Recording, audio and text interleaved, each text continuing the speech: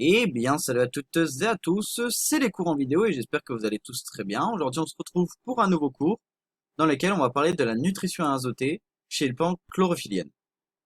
Alors, ce diapositive est issu de mes cours de formation à l'Université de Lorraine, c'est pour ça qu'il y a le petit logo de l'Université de Lorraine juste à droite. Ne vous inquiétez pas pour ça. Et ce cours est un condensé, un résumé, donc il n'y a pas toutes les notions clés sur la nutrition azotée chez le plante chlorophyllienne. C'est vraiment des notions de base, des notions vues dans son ensemble.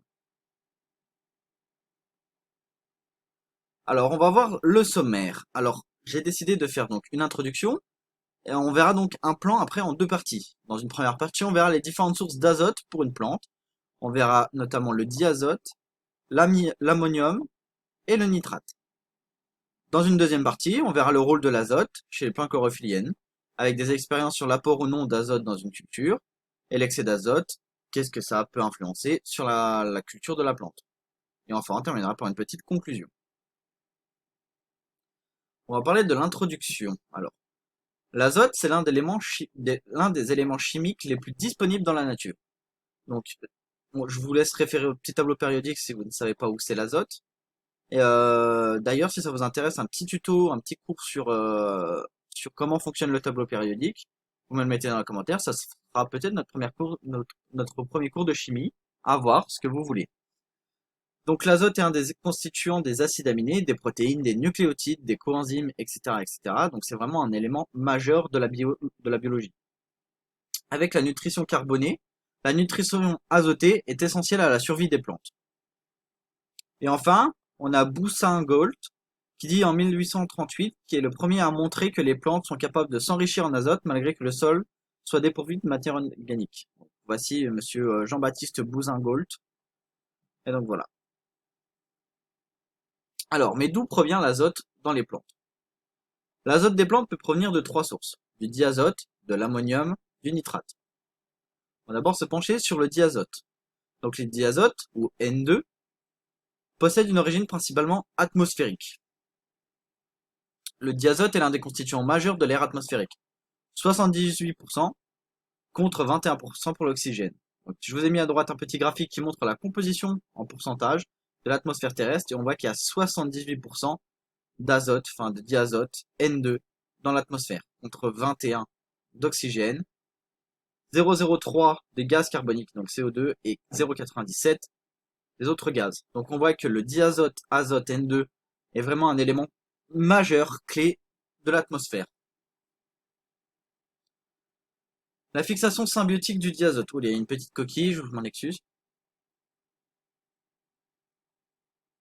La symbiose, c'est l'association durable entre deux organismes hétérospécifiques, appartenant à des espèces différentes.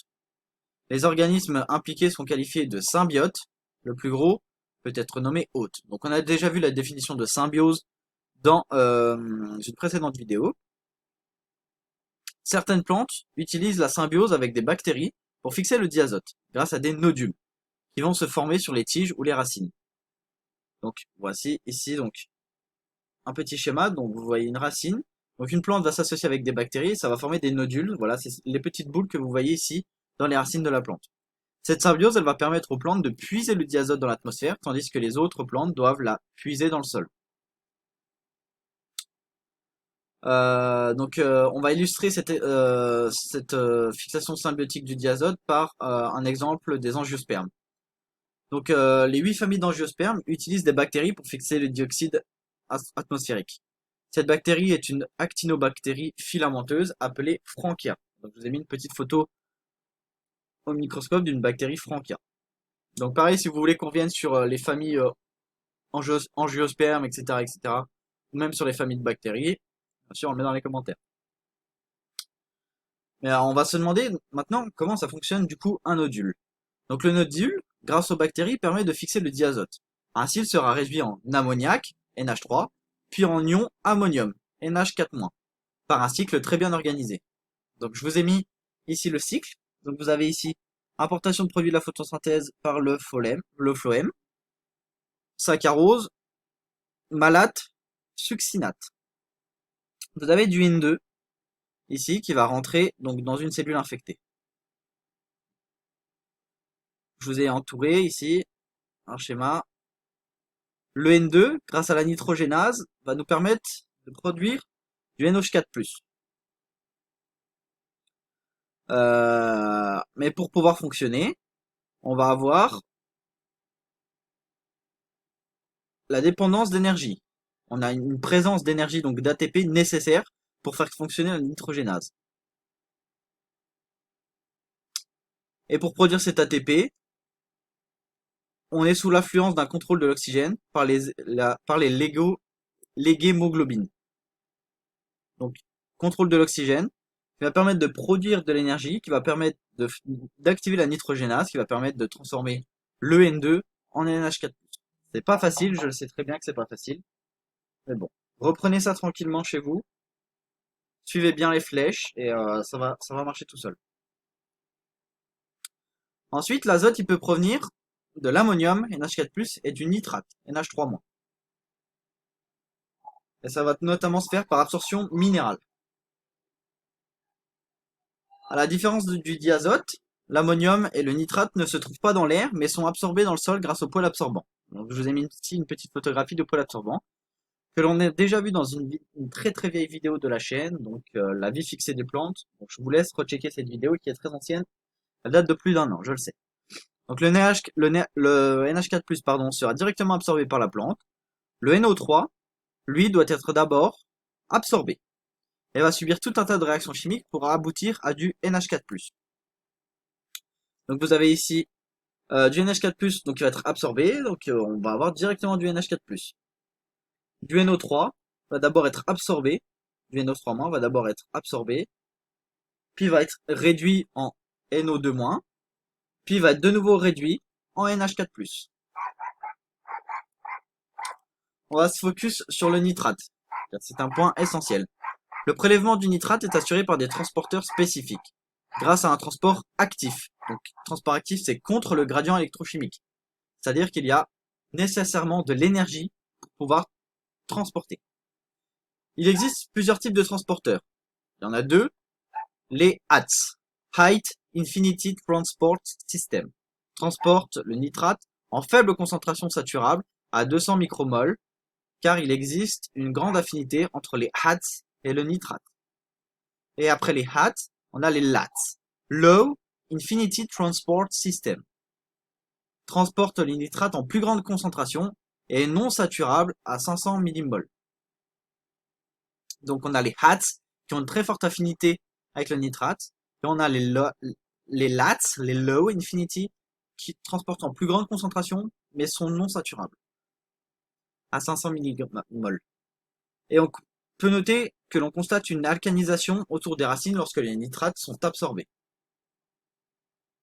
Donc, je vous ai mis ici un petit schéma. Donc on a du Na3+, qui est absorbé par les vacuoles, donc cellules racinaires.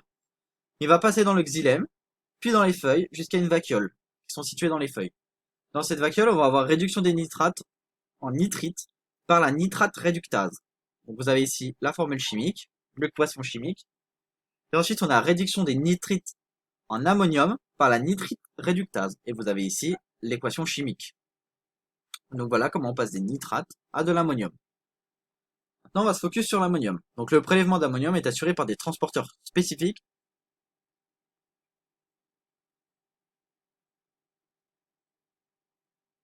grâce à un système unipore.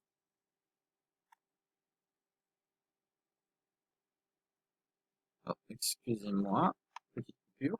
Hop, on va y revenir. Voilà. Donc, est assuré par des transporteurs spécifiques grâce à un système unipore. Et l'ammonium est absorbé par les racines et sera utilisé par la plante. Rien de plus, rien de moins. L'ammonium est directement absorbé par la plante. Il n'y a pas besoin d'être réduit, transformé, quoi que ce soit. Alors, mais d'où vient l'azote qu'il y a là dans le sol? Donc, la première étape pour avoir de l'azote dans le sol, c'est la formation d'un humus, grâce à divers bactéries et champignons, variables selon la température, l'humidité, etc. Ensuite, la deuxième étape, c'est la minéralisation de l'humus. On a une ammonisation et une nitrification. Et dans la nitrification, on a la nitrosation et la nitratation. Donc la minéralisation de l'humus, donc on a ammonisation avec ammonification. Donc vous avez ici un gros bloc de réaction chimique. Comment on arrive à ammonification? Donc je vous laisse checker, on n'en revient pas dessus. Et ensuite, on a nitrification avec la nitrosation et la nitratation. Donc pareil, vous avez les réactions chimiques qui permettent d'aboutir à la minéralisation de l'humus. Voilà, vous avez tout résumé ici. Je vous laisse, donc voilà. Je détaille pas plus. C'est à base de réactions chimiques, donc on n'est pas là pour ça. Ensuite, on va passer à la deuxième étape de ce cours, donc le rôle de la nutrition azotée. Après avoir vu comment ça fonctionnait, comment les plantes arrivaient à trouver de l'azote, l'origine de l'azote, on va voir maintenant à quoi ça sert. Alors, pour cela, donc, comprendre comment le rôle de l'azote, de la nutrition azotée, une expérience très simple consiste à cultiver une partie des plantes en milieu complet et une autre partie des plantes en milieu dépourvu d'azote pour observer le réel impact. Eh bien voilà, l'impact.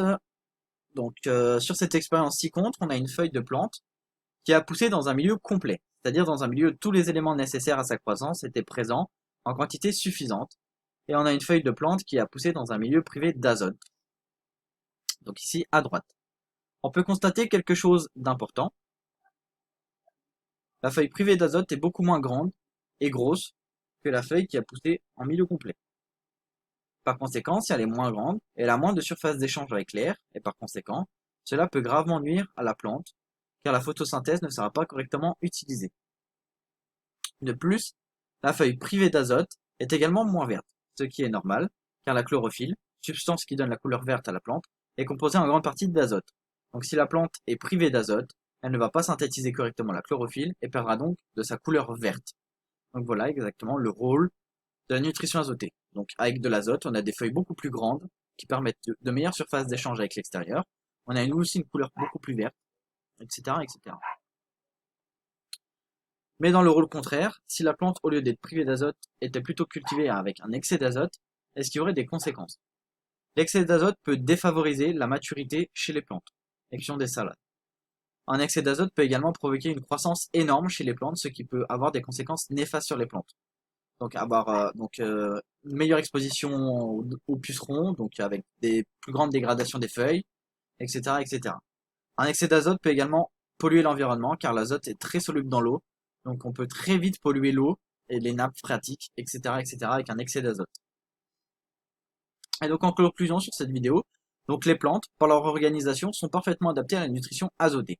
Le prélèvement peut se faire dans l'atmosphère et dans le sol, ce qui constitue une réserve infinie pour les plantes.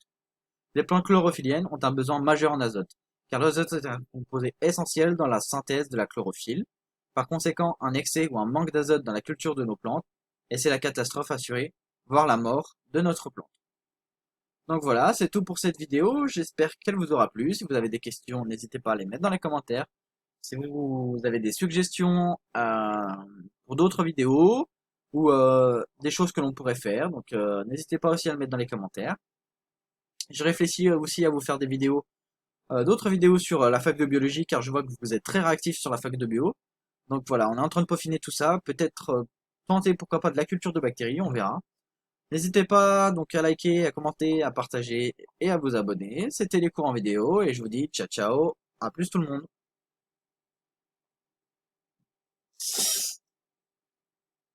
Levez la carrière.